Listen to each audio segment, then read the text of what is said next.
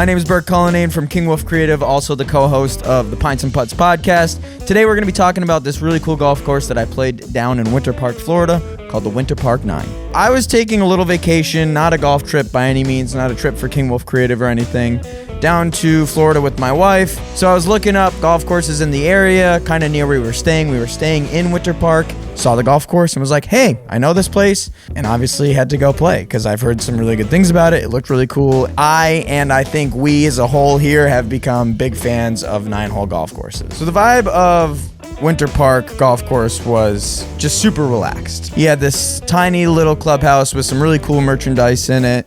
You have this little patio area. I booked my tee time online, pretty easy. I think the max you could book is like 3 days out if you're a non-member, and I think members get 7 days in advance. And the only reason I know that is because I ended up playing with members, which was really awesome. They were super cool, super friendly, and yeah, again, just a laid-back vibe and very accepting and welcoming. So awesome. You said that you joined here about like a year ago? Yeah, a little less than a year ago, yeah.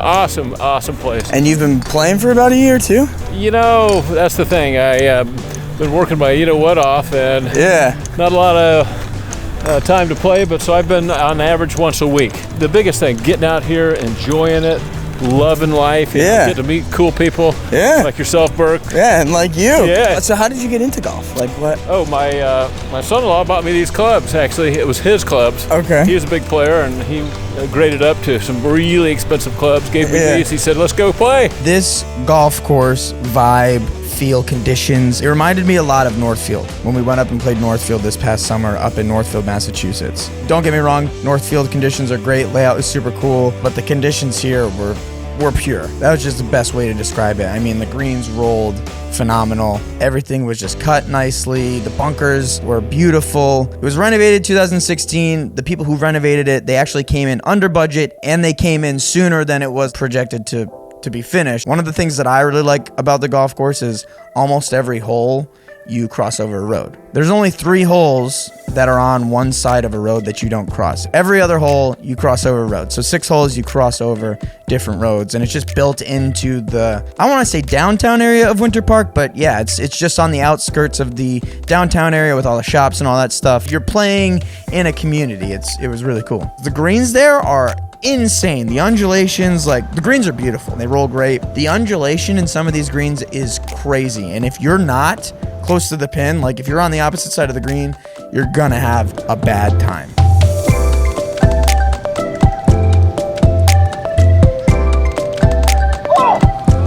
Honestly, the whole golf course, I love. There's not one hole that I felt that was really out of place. It is a shorter course. It's not super long. There's 2 par 5s, and the first par 5, I think it's the 3rd hole, I think I'd probably say is my favorite hole just because of the time of day that I played. I played early in the morning. The sun was rising, got some cool shadows coming off the trees. It just looked absolutely gorgeous. Definitely a par 5 that you can get into if you hit a good tee shot. I didn't. I piddled a 3-wood out there. So that was just a cool experience to be playing as the sun was rising.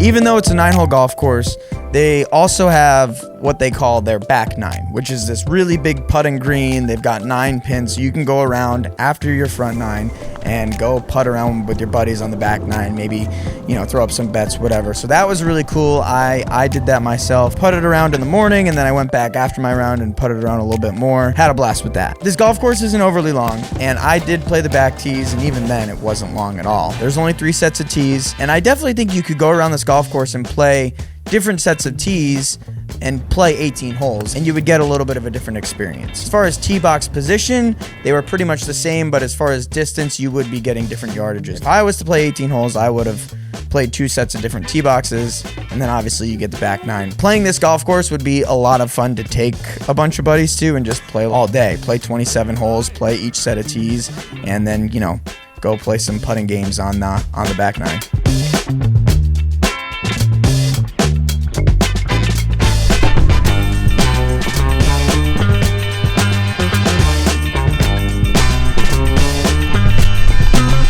super walking friendly. I actually don't think you can take a cart here. Take this with a grain of salt. I only saw like 3 carts there, and the only people that I saw taking the carts were people who were older or maybe handicapped, but everybody else was walking. They have pull carts available. I actually rented golf clubs when I played. I didn't fly down with my own golf clubs because, again, this wasn't a golf trip. I was just going down on vacation and happened to have a little bit of time set aside to play some golf, so I rented clubs at the pro shop. And I think it's like super cheap. I think it was only like $18 or something to play 9 holes.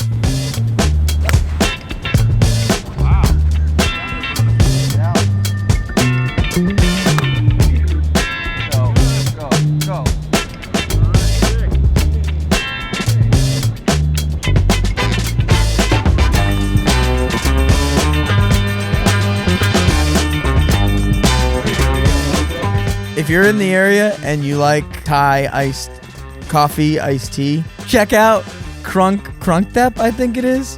Phenomenal, like, tea house. I think it's Krungtep Tea House. They also do like, no, not Thai. Yeah, Thai. Yeah. No. Yes? Yes. Thai.